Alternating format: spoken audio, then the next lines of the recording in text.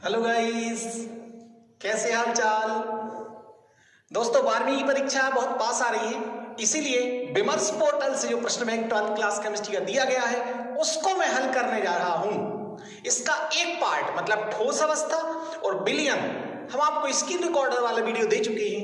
अब ये दूसरा वीडियो बहुत ही महत्वपूर्ण है। इसके तमाम आंसर आपको एक एक करके हम समझाते जाते हैं, न्यूमेरिकल्स वगैरह, ऑब्जेक्टिव, खाली स्थान, सभी चीजें। तो यहाँ पे आपको विद्युत रसायन और रासायनिक बलगतिकी की सभी जानकारी मिलेगी। आपका बहुत बहुत स्वागत है राकेश मिश्रा केमिस्ट्री क्लास में।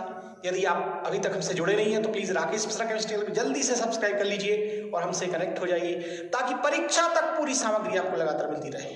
Most welcome. दोस्तों इलेक्ट्रोकेमिस्ट्री में चलते हैं। सबसे पहले हम जानते हैं कि ब्लूप्रिंट जानना जरूरी है, तो इससे 5 नंबर का एक प्रश्न आना है। नया जो ब्लूप्रिंट है इसमें 5 नंबर का एक प्रश्न है। तो प्रश्न बैंक में क्या क्या दिया गया, इसमें ऑब्जेक्टिव नहीं दिए गए बच्चों। सबसे पहले कोलराउस के नियम की परिभाषा देना है। हम जानते हैं कोलराउस नियम अनंत तनुता पर लगता है। अनंत तनुता पर किसी विद्युत अपघट की मोलर चालकता उसके धनायनों और ऋणायनों की आयन चालक अनंत तनुता पर आयन चालकताओं के योगफल के बराबर होती है। ये कोलराउस का नियम हो गया।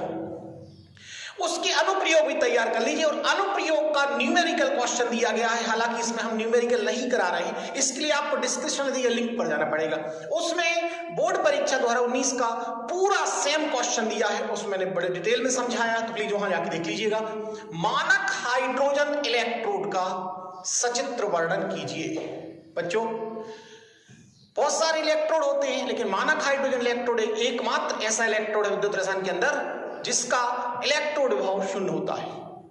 E0 = 0। मानक इलेक्ट्रोड 0 है, बाकी के धनात्मक या ऋणात्मक होते हैं। तो मानक हाइड्रोजन इलेक्ट्रोड का डिस्क्रिप्शन में लिंक दी गई, उसका डिटेल में आप पढ़ लीजिएगा।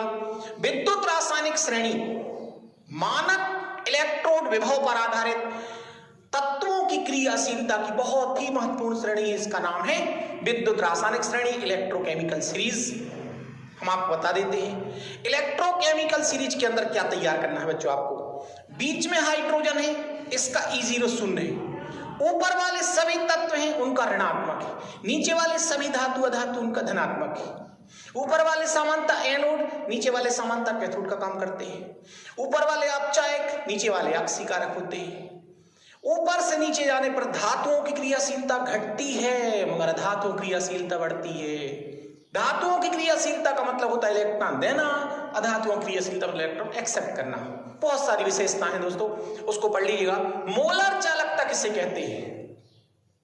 किसी विद्युत अपघटनी विलयन के 1 घन सेंटीमीटर आयतन में उपस्थित समस्त आयनों की चालकता को हम विशिष्ट चालकता कह सकते हैं। लेकिन मोलर चालकता क्या है बच्चों?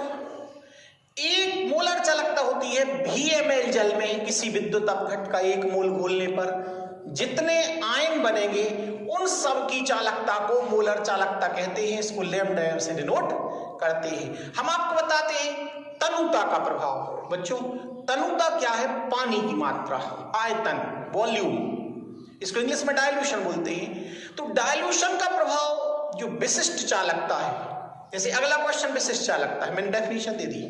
तो विशिष्ट चालकता तनुता बढ़ाने पर घटती है क्योंकि 1 घन सेंटीमीटर में आयनों की संख्या कम हो जाती है तनुता बढ़ाने के साथ। मगर बच्चों मोलर चालकता और तुल्यांक की चालकता तनुता बढ़ाने पर घटती नहीं, बढ़ती है, इंक्रीज हो जाती है। तो ये आप इसमें लिख दीजिएगा। विशिष्ट चालकता और सेल स्थिरांक में क्या संबंध है? सबसे पहले हम सेल कांस्टेंट बता देते हैं।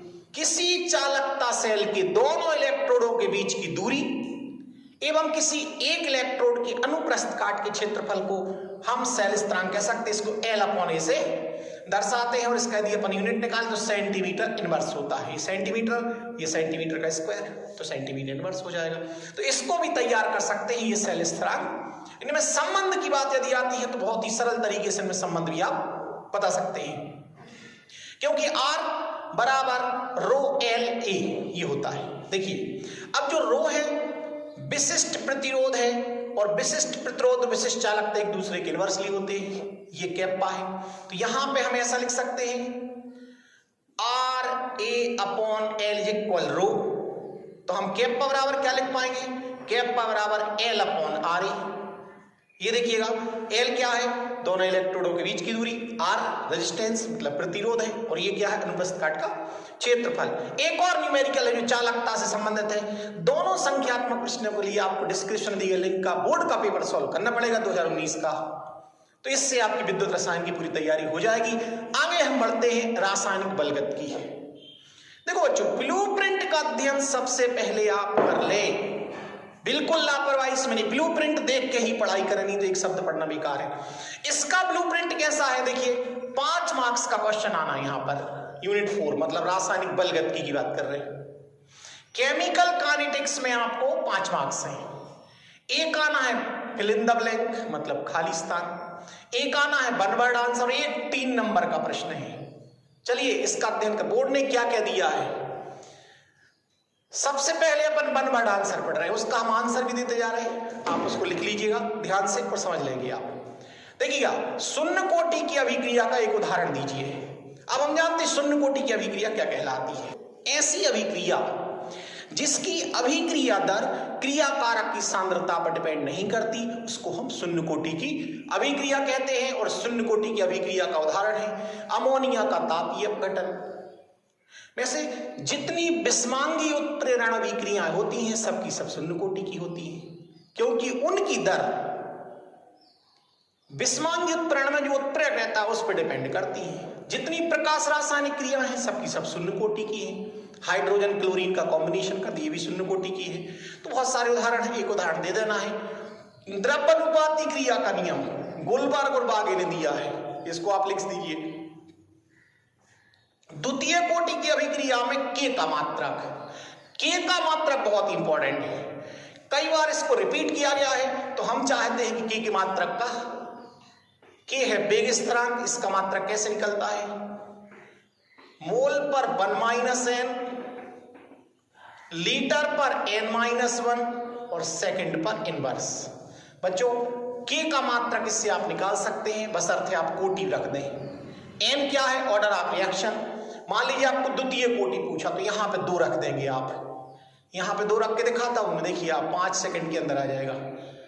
1 - 2, लीटर में 2 - 1, सेकंड में इनवर्स, क्या बचा, मोल पर 1 - बचा, लीटर पर 1 बचा, सेकंड पर इनवर्स। ये देखिए लीटर प्रति मोल प्रति सेकंड, द्वितीय कोटि के का मात्रक। सभी कोटि का आप निकाल सकते, फॉर्मूला आपके हाथ में है। आगे बढ़ते हैं, खाली स्थान करेंगे अपन। खाली स्थान को यहां फिलअप्स, प्रथम कोटि की अभिक्रिया के लिए टी हाफ का मान हम जानते हैं, इसका एक डेरिवेशन है 0.693/K, एक डेरिवेशन है अर्धायु काल का, तो यहां नीचे भी दिया गया है, इसको भी हम तैयार करा देंगे आपको। अभिक्रिया का वेग स्थिरांक एकमात्र फैक्टर है, टेम्परेचर पर डिपेंड है। अभिक्रिया का वेग स्थिरांक किस पर डिपेंड है बच्चों, ताप पर। तो याद कर लीजिए, रट लीजिए इसको।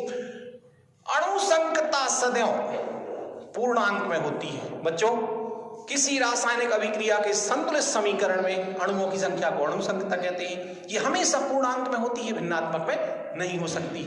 तीव्र गति वाली अभिक्रियाएं 10⁻⁹ सेकंड से कम समय में संपन्न हो जाती है। 3 नंबर के क्वेश्चन पे आइए। अभिक्रिया का हाफ लाइफ टाइम क्या है, किसी अभिक्रिया का वह समय जिसमें अभिक्रिया आधी हो जाए, मतलब क्रिया कारक के 50% उत्पाद बन जाए, उसको हम अर्धायु काल कहते हैं। तो अर्धायु काल की ये परिभाषा आपको देना और व्यंजक करना है। अब बच्चों प्रश्न ये उठता है किसका व्यंजक करें, तो मैं आपको बताना चाहता हूं, ऐसा भी बोर्ड में, एमपी बोर्ड में विशेष तौर पे पहले भी कई बार प्रश्न आए हैं। तो क्या करेंगे आप इसके लिए बताइए, हमें कमेंट्स में बताइए आप क्या करेंगे इसके लिए। आपको प्रथम कोटि का ही व्यंजक सिद्ध करना है, कोटि नहीं दी है उस केस में हम आपको बता रहे हैं प्रथम कोटि का ही, क्योंकि प्रथम कोटि की सबसे ज्यादा अभिक्रिया है और वो एकदम कॉमन है। अभिक्रिया की दर और दर स्थिरांक में अंतर लिखना है। बच्चों अभिक्रिया की दर होती है सांद्रता परिवर्तन बटे समय अंतराल, और दर स्थिरांक होता है के।